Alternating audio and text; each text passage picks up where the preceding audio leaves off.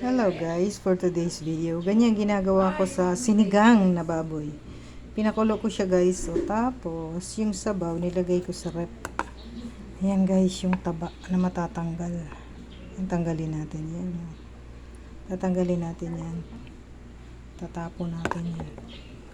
Para mamaya pagkulo, walang lumulutang na taba. Ayan.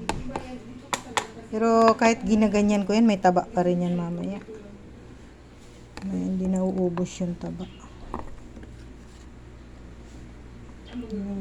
Ganyan ako magsigang guys. Bukas ko na lulutuin kasi para matanggal yung taba.